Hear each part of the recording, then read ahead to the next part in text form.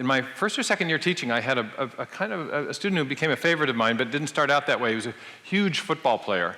And I had just come back from England, and in my first philosophy class, across the back row were these enormous defensive linemen, and I thought, how's this going to work out? These are the same guys that tormented me in high school, and here they are again.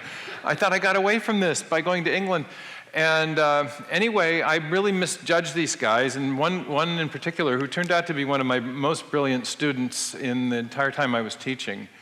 And he came to Whitworth, though, not because of the Christian mission of the school. He came mainly to play football and to chase girls, and he was extremely good at both activities.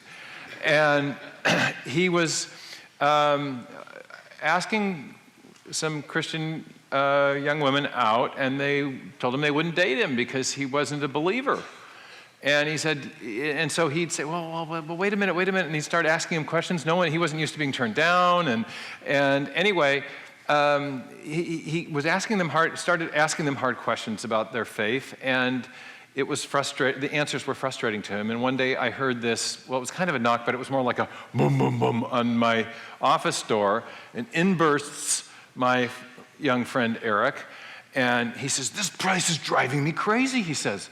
And I said, "Well, why?" And he said, "Well, I get the Christian thing here, and I'm trying to ask people questions I'm trying to be respectful, but when I ask questions, no matter what I say, well, doesn't science disprove religion, and what about all the contradictions in the Bible, and what about the problem of evil? No matter what question I ask, I always get the same answer. I don't know, Eric, you just have to have faith." And he kind of imitated this breathy Christian way of responding. And as his hands were getting really close, uncomfortably close to my neck, he says, "Why can't somebody give you reasons for faith?" And more out of self-defense than genuine spirit-led conviction, I said, "Why don't we do a class on that?" And I'll never forget his response, because he stopped dead in his tracks in his frustration, and he says, "You mean you think there are some?" And I said, "Yeah, I wouldn't be a Christian if I didn't." And he said, "I'd be really interested in hearing about that." So more, again, out of self-defense than anything else, I started a class at Whitworth, where I taught, called Reasons for Faith. And I was immediately surprised, almost shocked at the response. I was getting ribbed from older faculty who were sort of Kierkegaardian, and they also thought there were not reasons for faith. They wanted to take they believed in the leap of faith concept.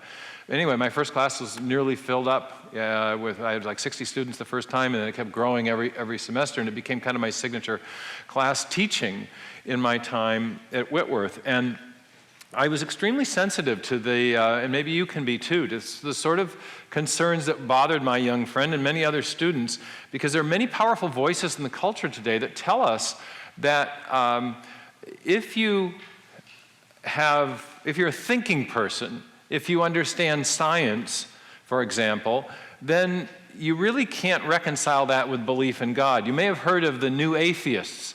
They started a publishing genre about 10 years ago that continues right up to the present, a whole series of books by Richard Dawkins and Stephen Hawking and other famous scientists who claim that if you understand science properly, then belief in God is effectively delusional, is the way that Dawkins puts it, his famous book, The God Delusion.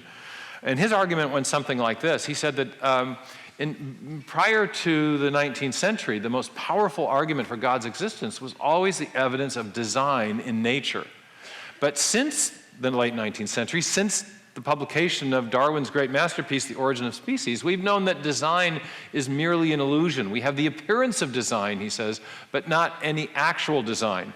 And why? Because Darwin's mechanism of natural selection explained away the appearance or illusion of design without invoking any guiding intelligence or creative intelligence of any kind.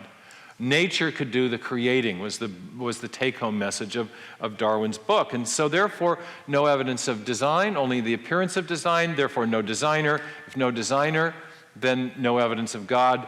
You can still believe in God if you want to, Dawkins says, but it's incredibly improbable that such a being should exist, and it's effectively a delusional belief. And this is the message of the New Atheists. Anyone picked up on that in the wider culture? social media, internet. It's a pretty common. We maintain Facebook pages, and we get a lot of hostile comments from people who are really convinced that this is the right way to look at the world. Now, obviously, this way of looking at the world is very different than the way the biblical writers look at the world. According to the biblical writers, the evidence of the natural world bears witness to the reality of God.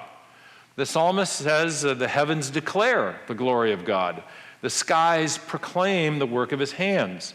In Romans, in the New Testament, you get the same idea. For since the creation of the world, God's invisible qualities, his eternal power and divine nature, have been clearly seen, being understood, and this is the part I really like as a scientist, from what has been made.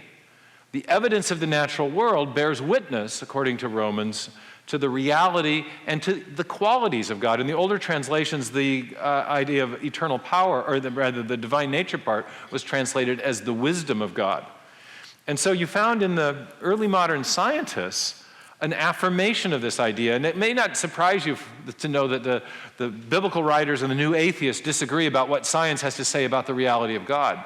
But it might surprise you to know that the founders of modern science also had an understanding of this that's starkly at odds with that of these popular new atheists. This is a front piece from one of the early works of modern biology, the title page, and it's a paraphrase of the passage from Romans that I just read.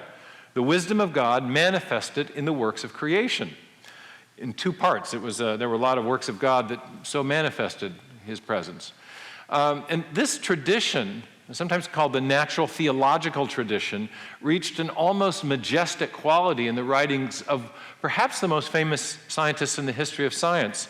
Newton and Einstein kind of right up there together, but this is Sir Isaac Newton. He's writing in a book called the Principia, which is the book in which he laid out his famous theory of universal gravitation. A couple years ago, I was asked to testify before the United States Commission on Civil Rights, and they were doing a hearing on whether or not there was viewpoint discrimination in the teaching of biological origins in the public schools. And when I heard, I was summoned to testify at this hearing, and when I learned about what the hearing was about, I kind of thought, well, why do you need a hearing to decide whether there's viewpoint discrimination? All you have to do is look at any biology textbook, and you know there's only one view of biological origins taught, and it's the full Darwinian view. Anyway, I came to testify about alternative views, in particular, my view that there is evidence of intelligent design in nature. After I got done testifying, one of the commissioners started to question me rather aggressively, and he asked me a number of questions that seemed kind of hostile, but then he kind of turned a corner and said, well, but isn't this view of yours very similar to the view of the early founders of modern science, like Robert Boyle and Johannes Kepler and Sir Isaac Newton? And at the mention of my heroes, my spirit brightened, and I started to kind of talk too fast and say, yeah, well, absolutely, this is exactly what they thought. And at that point, my opposite number in the hearing interrupted me, and said, well, what Dr. Meyer is saying, I think she might have said what young Dr. Meyer is saying. What young Dr. Meyer is saying is absolutely true. Newton was a very religious man, but he took great pains to keep his religious ideas about intelligent design out of his science. And I'm not one of these people that memorizes verses of poetry or Bible passages readily, but I had, as it happens, in my briefcase that day, an essay that I just finished writing, in which I quoted Newton on the first page, and I had this passage that's behind me nearly memorized. And so I found myself saying something very impressive sounding. I said, no, actually that's incorrect, I said. In the general scholium to the Principia, general scholium just means introduction, but they didn't know that. Sir Isaac Newton said the following, and then I didn't have this exactly memorized, but here's the paraphrase. I had a paraphrase, but let me read you the quote. This is what I shared with the commissioners. This is Newton. Though these bodies, he's speaking of the planets, may indeed continue in their orbits by the mere laws of gravity, yet they could by no means have first derived the regular position of those orbits themselves from those laws. Thus, this most beautiful system of sun, planets, and comets could only proceed from the counsel and dominion of an intelligent and powerful being, capital B. And this is what I told the commissioners, that right in the general scholium to the Principia, arguably the greatest work of science ever written, or the greatest physics book ever written, Isaac Newton said the following. In other words, he had his science and his ideas about intelligence, they went hand in hand. He had an intelligent design framework for doing science. He believed that he was seeing evidence of an intelligent and powerful being. So this all raises a question. It was fun to see the commissioners respond the way they did. Some of them kind of smiled and thought, well, maybe this is going to be more interesting than we thought. But it raises a big question, which is, how did we get from Newton to Dawkins and to Stephen Hawking and to Bill Nye, the science guy, and to Neil deGrasse Tyson, all these powerful voices in the culture telling us that if you understand science properly, you should abandon faith. It undermines belief in God. Well, the story's kind of, it's a story, there's a story of intellectual history. But in brief, it runs something like this. In the beginning of the 19th century, scientists thought that they could do what Newton said you couldn't do, which was explain the origin of the major events in the history of the cosmos and the history of life by reference to purely undirected natural processes and natural laws. So there was a physicist named Pierre Laplace who wrote a book called The Celestial Mechanics, in which he attempted to explain this delicate fine-tuning and balance of the planets that Newton attributed to God's design. He attempted to explain that by reference to the law of gravity, Newton's law, but without any divine involvement in setting up the process. He was later summoned to meet Napoleon to receive commendation for his book. And when he did, Napoleon asked him, well, when I've read Newton is, mentions God frequently in his work, but you don't mention him at all. And Laplace is said to have kind of puffed himself up and said, "Sire, I have no need of that hypothesis." That was my French accent. I don't think that was very good, was it? I have an actor who's coached me on that, but I can never quite remember how to do it. Anyway, so there's no need of the God hypothesis. That's the beginning of the 19th century in physics, and that kind of approach to science takes root in other fields. And by the end of the 19th century, you have purely naturalistic explanations for the origin of the major geologic features, the mountain ranges, the canyons, and so forth.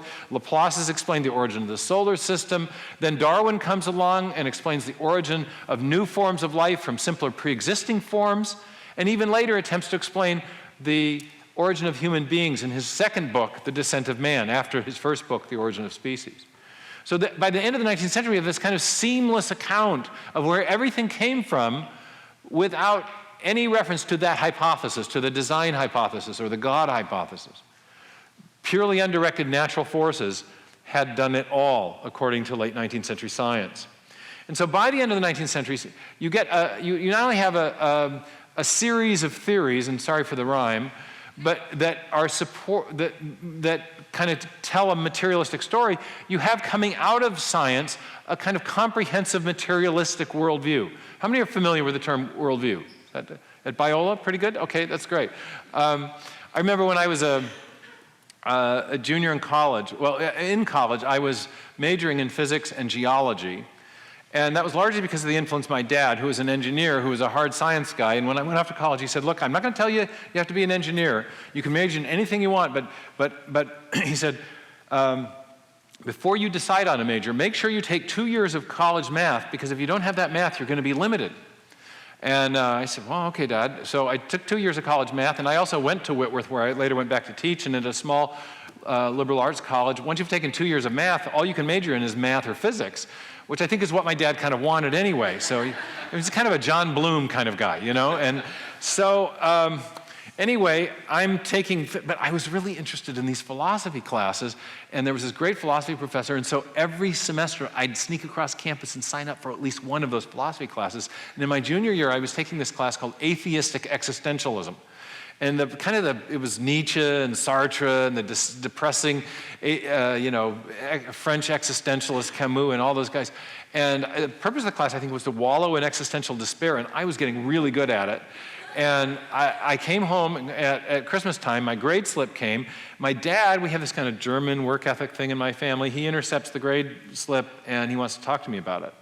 He reads the first grade, and I was doing well in the existential despair department. I got an A in the class. But when he read the name of the class, it was Atheistic what in the blank is Atheistic Exes, and he mispronounced it on purpose, for effect. And then he read the grade A. Then he read the next grade, Theoretical Mechanics, my most important physics class of the term.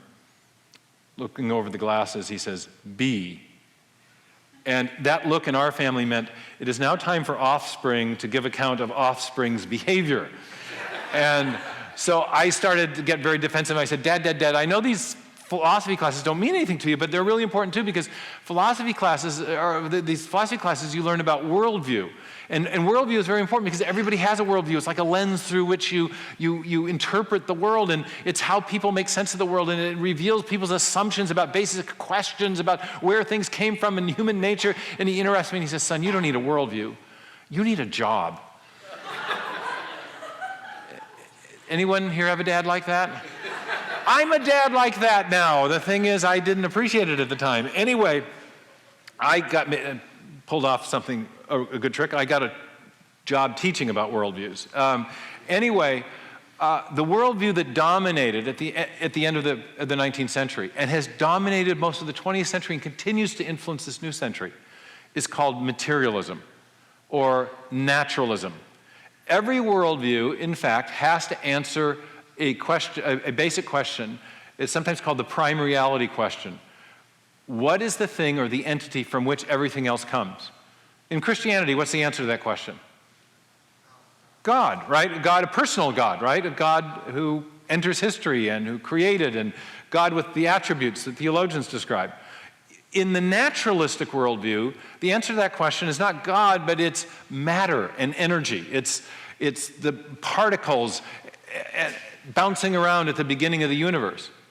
So in materialism, in the book of John you have, in the beginning was the Word, or in Genesis, in the beginning God said. Materialism has a different account of the beginning. In fact, they don't really think there is a beginning.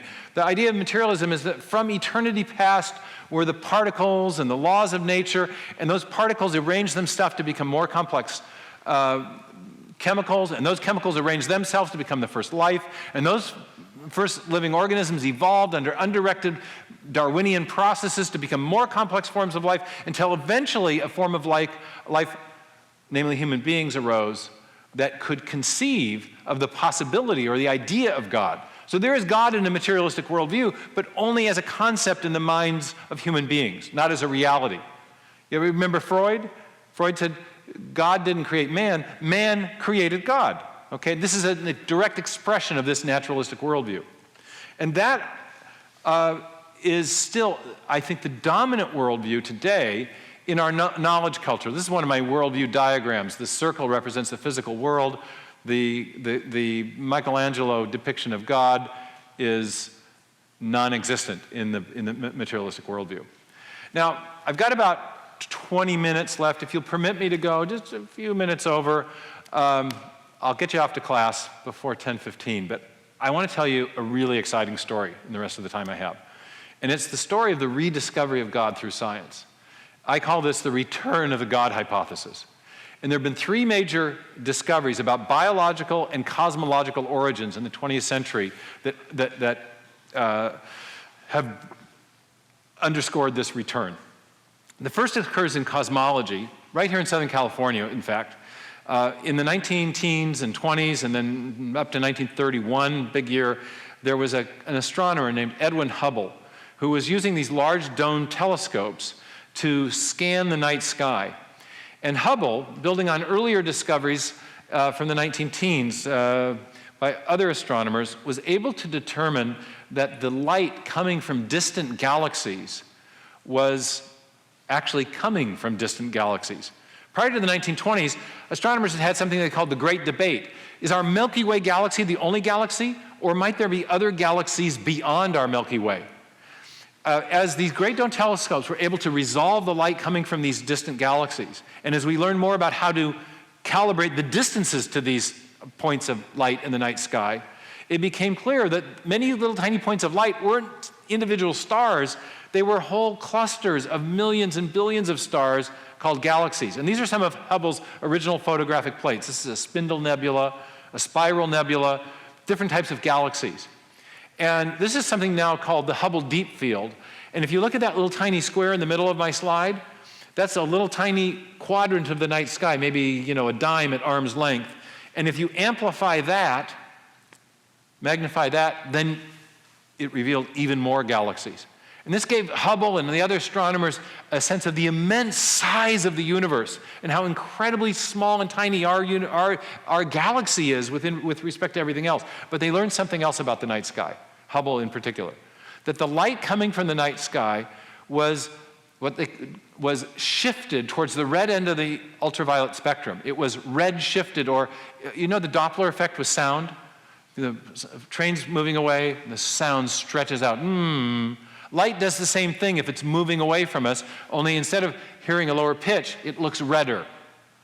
And this was a huge clue that all the galaxies were expanding outward in every direction. And this was eventually verified by a famous astronomer here in Southern California, one of Hubble's students named Alan Sandage. In any case, here's the picture of the universe that they got. If the universe is expanding outward in every direction of the night sky, in the forward direction of time, what would it have been doing at any point in the reverse direction of time? Let me illustrate. If the universe is expanding, if all the galaxies are moving away from us, then, this is my home-drawn galaxies here. As you go forward in time, the universe is getting bigger and bigger and bigger. And also, I couldn't draw them, but there'd be galaxies on the inside of the balloon too, right? Okay? But then what happens at any point in the finite past, or what would have happened, or what would have been the case, if you go back and back and back and back and back in time, the universe would have been smaller and smaller and smaller, and all that material would have been closer and closer and closer together, eventually congealing into a hot, dense point that would mark the starting point of the expansion, and in fact, the beginning of the universe itself. Now, at the same time that Hubble was coming to this discovery, there was a physicist known for his bad hair named Albert Einstein, who had come to the same discovery through his work on he had a new idea of gravity called general relativity, about how matter would actually bend space and make it bend tighter and tighter and tighter. And he realized if that was the case, there must be some force that was causing the universe to expand. Otherwise, we wouldn't have free space around galaxies today. That meant that the universe was dynamic, that it was moving outward, which meant it also must have had a beginning. But Einstein didn't like that conclusion, so he altered his own equations and inserted an arbitrary factor called the cosmological constant, which sounded very scientific, but it was just his way of trying to get the force of expansion of the universe to match the force of gravitational contraction so that everything would be static with no beginning and no end. That way the universe could be eternal, and we wouldn't have to worry about what had caused the universe to come into existence at the beginning. In other words, no creation event if you introduce this cosmological constant. Well, as it happened, the heavens talked back, and they talked back to Hubble, and he realized, no, the universe actually is expanding just like Einstein's original equation said.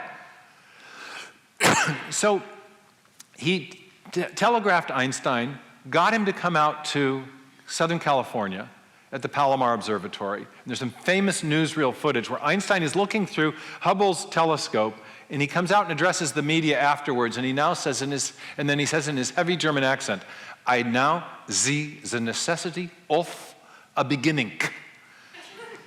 And he later says that his cosmological fudge factor, his cosmological constant, was the greatest mistake of my life, he says. He didn't let the data speak. He had philosophical preconceptions that precluded the idea of a creation event. Now, another scientist named Arthur Eddington also found this offensive, and so he formulated another theory, and it went like this. He said, philosophically, he was British, the notion of a beginning of the present order is repugnant to me. I should like to find a genuine loophole. I simply do not believe the present order of things started off with a bang. The expanding universe is preposterous. It leaves me cold. Now, this is a theory in psychology known as denial.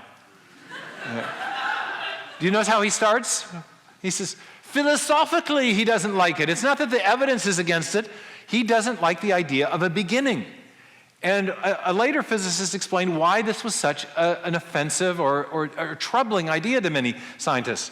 He said that an infinitely old universe would relieve us of the necessity of understanding the origin of matter at any finite time in the past. If the universe has always been here, we don't have to think about how it got here.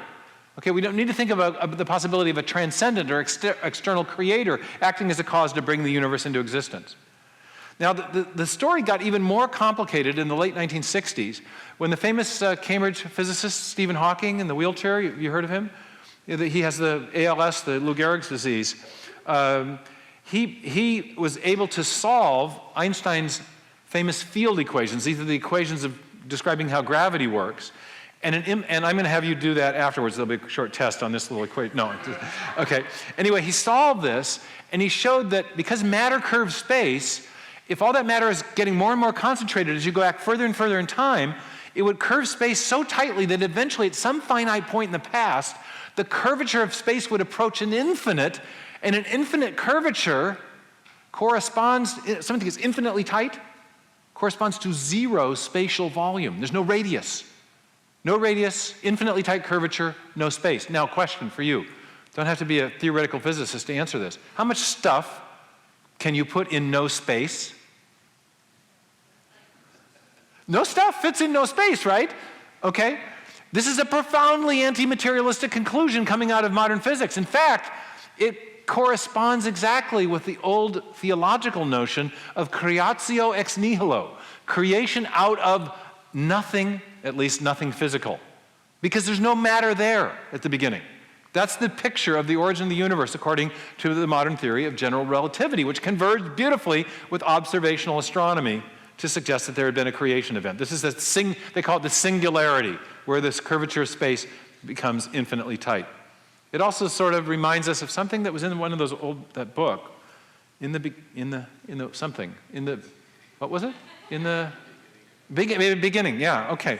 Anyway, a lot more to say about this, but let me tell you about two other developments in science that have reinforced this return of a theistic understanding of science.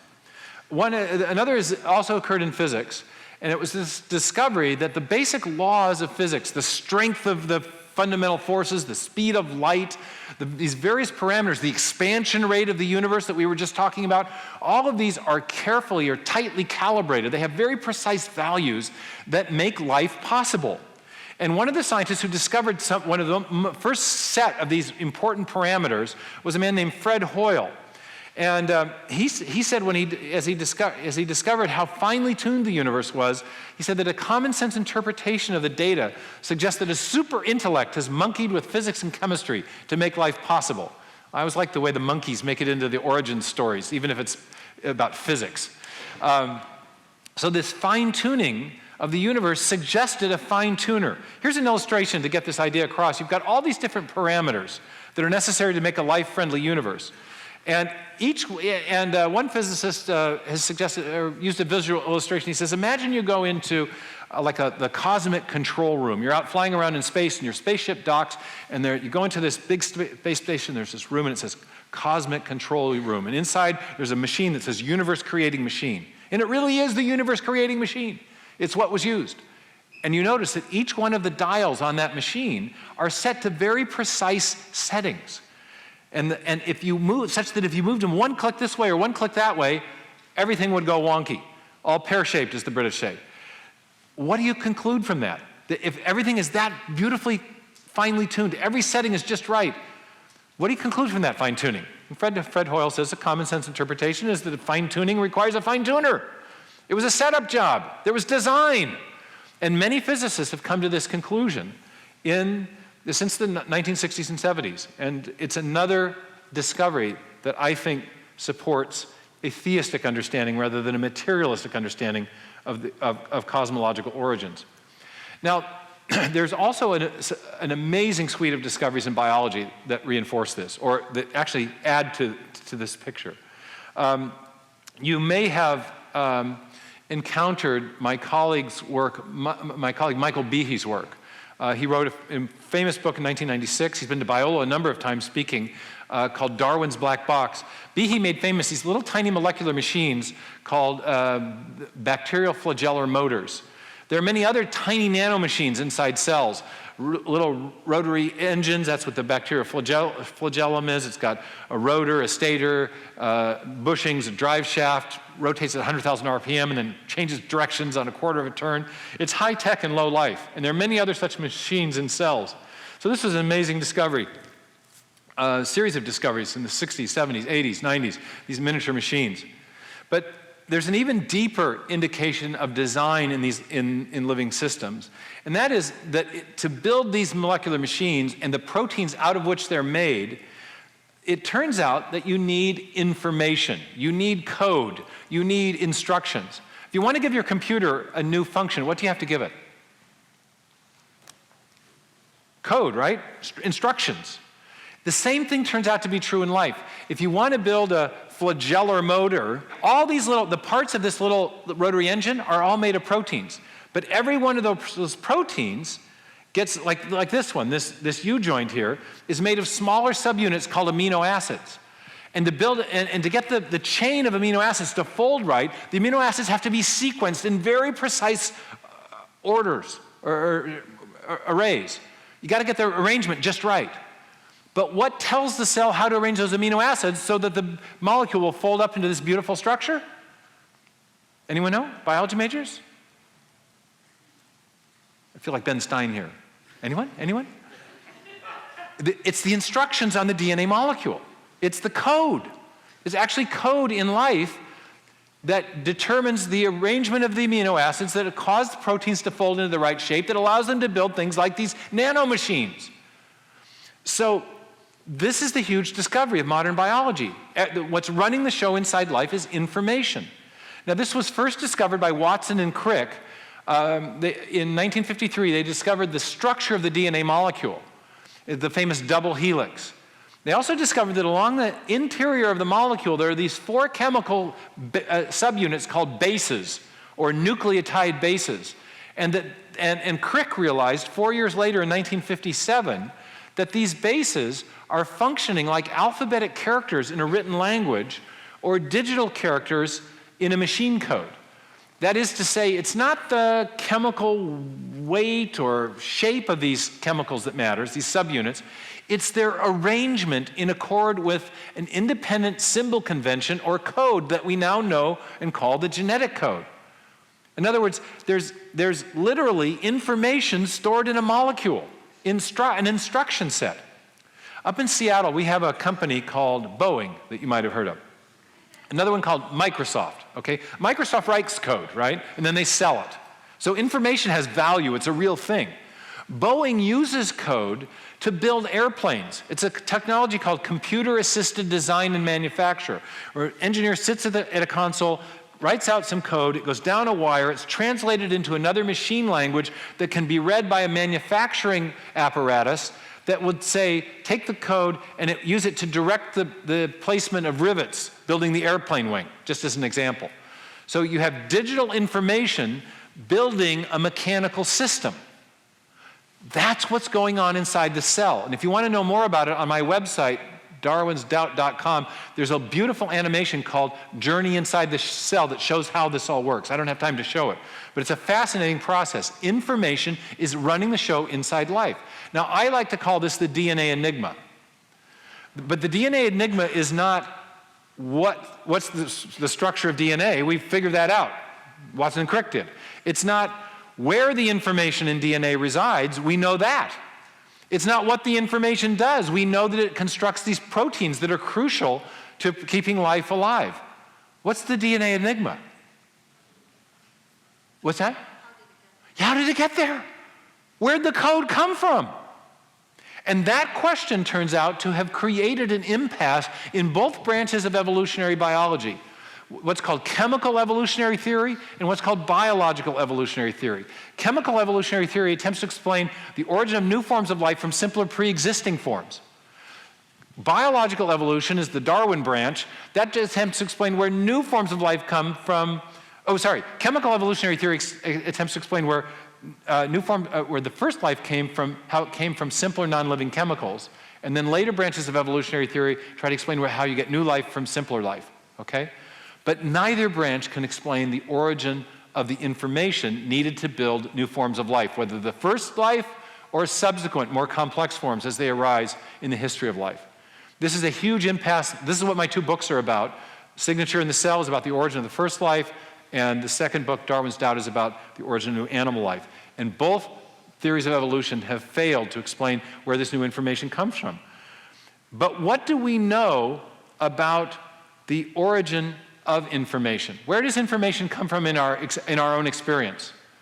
Well, I was asking myself that question as a grad student, and I came across a work of an early pioneer in the application of information concepts or science to biology. His name was Henry Quasler, and he said, the creation of new information is habitually associated with conscious activity. Up in Seattle, we have this local hero named Bill Gates. He says that DNA is like a software program, only much more complex than any we've ever devised. Where does software come from? A developer? A programmer? Programs require programmers, right? In fact, whenever we see information and we trace it back to its source, whether we're talking about a hieroglyphic inscription or a paragraph in a book or a headline in a newspaper or even information embedded in a radio signal, whenever we find information, we trace it back to its source, we always come to a mind, not a material process. Check that as you're walking around this week. It's part of our ordinary, it's our uniform and repeated experience of cause and effect. So the discovery of information at the foundation of life suggests what?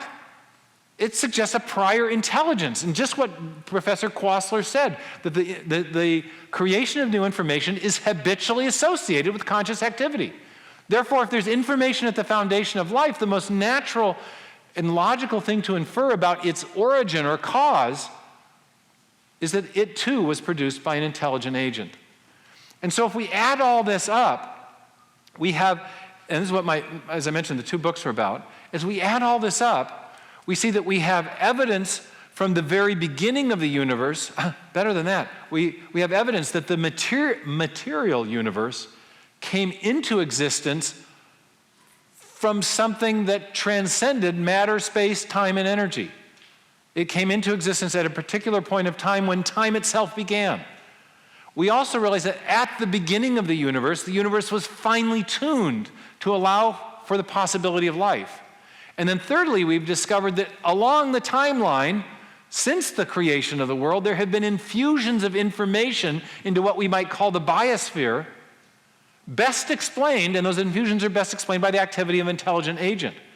So we have fine-tuning from the beginning, infusions of information after the beginning, and evidence of a definite beginning, a creation event. When I add all that up, I think that's best explained by what's called a theistic worldview, the worldview conveyed by the Judeo-Christian scriptures, the worldview that affirms a personal, intelligent, and transcendent creator who is also active after the beginning. Not a deistic creator, because we've got the evidence of the infusions of information after the beginning. Not a space alien.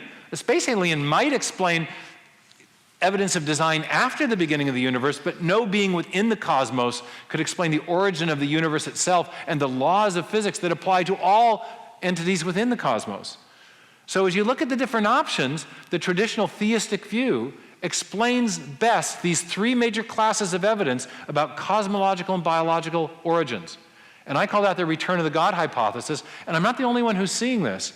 A very major historian of science, prominent historian of science, Frederick Burnham, has said that the idea that God created the universe is a more respectable hypothesis today than at any time in the last 100 years. And so I simply conclude by saying the evidence, when you add it all up, suggests that St. Paul was right and Richard Dawkins was wrong. Biola University prepares Christians to think biblically about everything, from science to business to education and the arts. Learn more at biola.edu.